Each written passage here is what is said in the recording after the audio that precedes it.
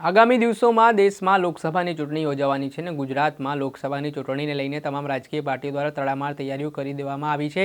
Bharatiya Janata party દ્વારા પોતાના 15 જેટલા ઉમેદવારોની યાદી ગુજરાતમાં જાહેર કરી છે। કોંગ્રેસ દ્વારા એક પણ ઉમેદવારોનું નામ અત્યારે જાહેર કર્યા નથી, જ્યારે આમ આદમી પાર્ટી દ્વારા જે ઇન્ડિયા એલાયન્સમાં છે તેના કારણે પોતાના 2 ઉમેદવારોના નામ સત્તાવાર જાહેર કરી દીધા છે। થોડાક દિવસ અગાઉની વાત કરીએ તો વિસાવદર બેઠક પર જે આમ આદમી પાર્ટીમાંથી ગાબડું પડ્યું હતું તેને જ લઈને હવે આમ આદમી પાર્ટીના નેતાઓ કાર્યકર્તાઓ છે તેમના આંટા ફેરા વિસાવદર તરફ વધ્યા છે અને આ સીટ ફરી એકવાર અંગે કરવા માટે પ્રયાસો પણ શરૂ કર્યા છે।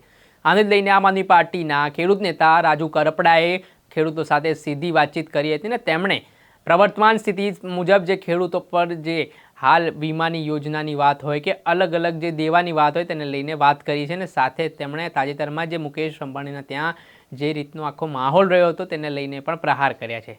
શું કહી રહ્યા છે રાજુ કરપડા, વાત કરીશું આ વિડીયોમાં।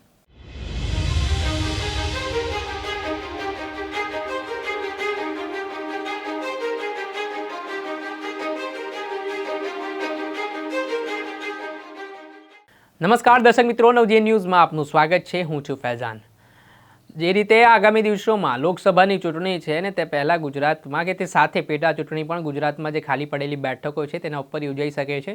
આમ તો ગુજરાતમાં આમ આદમી પાર્ટીના 5 ધારાસભ્ય હતા, પરંતુ થોડાક દિવસ અગાઉની વાત કરવામાં આવે તો વિસાવદરના પૂર્વ ધારાસભ્ય ભૂપત ભાયાણીએ વિસાવદર બેઠક પરથી રાજીનામું આપી કેસરીઓ ધારણ કર્યો હતો, જેના કારણે હવે આમ આદમી પાર્ટી પાસે માત્ર 4 જ બેઠક બચી છે। હવે કોઈ પણ સમયે પેટા ચૂંટણી ગુજરાતમાં થઈ શકે છે, તેને લઈને ફરી એકવાર આમ આદમી પાર્ટી દ્વારા વિસાવદર બેઠક પર ફૂલ ફોકસ આપવામાં આવી રહ્યું છે અને તેના માટે અવારનવાર સભાઓ પણ ગજવવામાં આવી રહી છે, જેને જ લઈને રાજુ કરપડા જે ખેડૂત નેતા છે તેમના દ્વારા સભા યોજવામાં આવી હતી અને તેઓ ખેડૂત નેતા તરીકે જે સુરેન્દ્રનગરમાં પણ કામગીરી કરી રહ્યા છે, પોતે લડત આપી રહ્યા છે, તેને જ લઈને ખેડૂતોને એકજૂથ કરવાના પ્રયાસો તેમના દ્વારા કરવામાં આવી રહ્યા છે અને તેના જ ભાગરૂપે ગઈકાલે તેમણે સભા સંબોધતી વખતે ખેડૂતો પર થઈ રહેલા દેવાઓ તેમજ જે ગુજરાત સરકાર દ્વારા ચૂકવવામાં આવતી સહાયને લઈને સરકાર પર પ્રહાર કર્યા હતા। પહેલા તો રાજુ કરપડા શું કહી રહ્યા છે તે સાંભળી લો।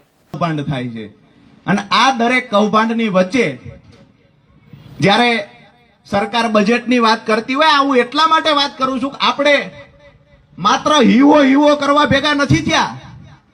ખરેખર જ્યારે આપણી પાસે કોઈ મત માંગવા આવે તો આપણે એને સવાલ પૂછવાનો છે કે અહીંયા જ્યારે પાક નુકસાન ગુજરાતમાં થાય છે, ગુજરાત સરકાર શું વળતર ચૂકવે છે? જ્યારે આંદોલન કરીએ ત્યારે માત્ર પ્રતિ હેક્ટર 6,800 નું વળતર ચૂકવે। દેશની અંદર માત્ર એક સરકાર એવી છે દિલ્હીની અંદર કે પાક નુકસાન થાય પ્રતિ હેક્ટર 50,000 રૂપિયાનું વળતર ચૂકવે ને એટલે આમ આદમી પાર્ટી સાથે ઉભું રહેવાનું। ગુજરાતની અંદર દિવસે દિવસે નિશાળો બંધ થતી જાય છે અને સારામાં સારા વિકસિત દેશના પ્રધાનમંત્રીઓને દેશ આપણા ભારત દેશની નિશાળો જોવા આવવું હોય ને તો દિલ્હીમાં આવવું પડે છે, જ્યાં ધારાસભ્યનો મંત્રીનો દીકરો જે બેન્ચ ઉપર બેસીને ભણે ત્યાં જ આપણા ખેડૂતનો દીકરો ભણે। આ નિર્માણ આમ આદમી પાર્ટીએ કર્યું છે। શા માટે મત આપવો પડે? સારામાં સારી આરોગ્યની વ્યવસ્થા આમ આદમી પાર્ટીએ કરી છે। ખરેખર એક સારા વિચારની જે આપણા બાળકોના ઉજળા ભવિષ્ય માટેની એક મિસાલ લઈને આમ આદમી પાર્ટી ને હું તમે બધા નીકળ્યા છીએ। આપણી છાતી તો ગજગજ ફૂલવી જોઈએ જ્યારે મત માંગવા જઈએ ત્યારે કે તમારા બાળકોના ઉજળા ભવિષ્ય માટે અમે લડીએ છીએ। મેં જોયું છે અહીંયાથી ઘણા બધા ખેડૂતો આંદોલન કરતા હોય, ખેડૂત આત્મહત્યા કરે આર્થિક સંકળામણના કારણે। 26 માંથી એક પણ ભાજપના લોકસભાના સાંસદ, એક પણ વ્યક્તિ એવો મને બતાવો કે જેને શ્રદ્ધાંજલિ પાઠવી હોય। દિલ્હીની બોર્ડર પર 740 ખેડૂત શહીદ થયા। એક 2 લીટીમાં કોઈએ ટ્વીટ કરીને શ્રદ્ધાંજલિ નથી પાઠવી। કયા મોઢે ખેડૂત પાસે આવી શકે? આપણા બાળકોને નોકરી મળી જશે એવી ખબર પડી તો વારંવાર પેપર ફોડવાનું કામ કર્યું, આપણા બાળકોને નોકરીથી વંચિત રાખ્યા। આપણી મહિલાઓ જે ખરેખર ખેડૂતોના અને પશુપાલકોના ઘરે વહેલા 4 વાગે જાગીને જે બહેનો કામ કરે રાતના 10 વાગ્યા સુધી, એને જ્યારે એની દીકરીના દીકરાના લગ્ન આવે ને ત્યારે બહારથી દેણું કરવું પડે છે। આ પીડા આમ આદમી પાર્ટીની છે।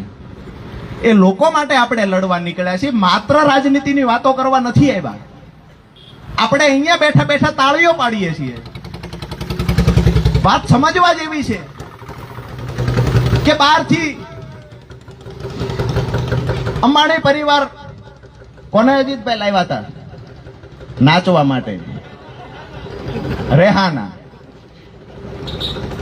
લોકોએ ચલાવ્યું કે એને ભારતને ગરીબ કીધો તો અહીંયા મુકેશભાઈ એને નચાવી, મુકેશભાઈ 75 કરોડ દઈને લઈ આવ્યા ને આપણે તાળીઓ પાડીએ છીએ. દુઃખ થવું જોઈએ. 14 લાખ કરોડ રૂપિયા ઉદ્યોગપતિના આ સરકારે માફ કર્યા છે ને એ પૈસા એ હતા કે મારા ને તમારા બાળકોને સારું શિક્ષણ મળે, આપણને સારી આરોગ્યની વ્યવસ્થા મળે, એના માટે પ્રાથમિક સુવિધાઓ મળી રહે, એના માટેના પૈસા ઉદ્યોગપતિઓને આપી દીધા. ની રિહાના નચાવે છે અને આપણે તાળીઓ પાડીએ છીએ. અહીંયાના જ આપણા સૌરાષ્ટ્રના એક મંત્રી શ્રી, કેન્દ્રીય મંત્રી, લોકસભાના ફ્લોર પરથી વાતો કરે છે. વાતો તમે વિડીયો પણ જોયો હશે. ખેડૂતનો અવાજ કોઈ નહીં દબાવી શકે. કોણ છે માઈનો લાલ જે ખેડૂતનો અવાજ દબાવે? અરે મંત્રી સાહેબ, ગુજરાતમાં ખેડૂતના ગળા દબાવવાનું કામ ભાજપે કર્યું છે. અનેક ખેડૂતોએ આત્મહત્યા કરી છે. જસદણ માર્કેટિંગ યાર્ડમાં ખેડૂત પોતાના શરીર ઉપર કેરોસીન ને પેટ્રોલ સાટીને દિવાસળી મૂકે છે. ભાજપના નેતાઓના કારણે હું આત્મહત્યા કરું છું, મારી શહીદીને હેળે ન જવા દેતા. એક પણ ભાજપના નેતા ખરખરે નથી ગયા. એક પણ નેતાએ ટ્વીટ નથી કર્યું. તમે કયા મોટે ખેડૂત પાસે આવો છો? લખીમપુર ખીરીની અંદર તમારા નેતાઓ ખેડૂતનું આંદોલન ચાલે છે ને એની ઉપર ગાડીઓ ચડાવી દે. છતાંય 3 મહિનામાં છૂટી જાય છે, કોઈ કાર્યવાહી નહીં. થોડીક તો પીડા ખેડૂતના દીકરા તરીકે મને ને તમને થવી જોઈએ. દરેક દુકાનદારોને, વેપારીઓને પીડા થવી જોઈએ.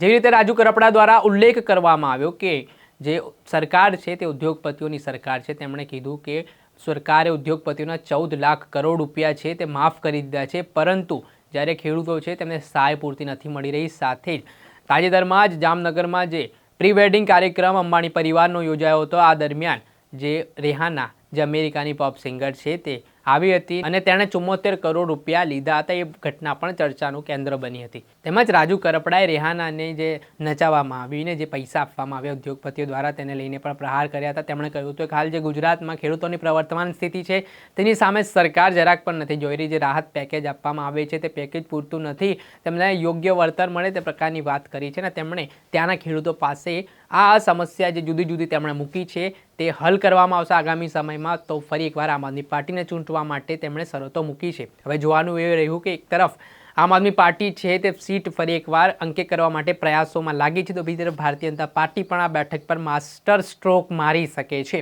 હવે કયા પક્ષના ફાળે સીટ જાય છે અને ખેડૂતો આ તરફ આ ચૂંટણીમાં કઈ સરકાર તરફ જોવા મળે છે તે તો સમય બતાવશે. એટલે જ કહીએ છીએ નવજીવન ન્યૂઝની ચેનલને આપ લાઇક કરી લો, સબસ્ક્રાઇબ કરી લો અને વધુમાં વધુ શેર કરો. નમસ્કાર.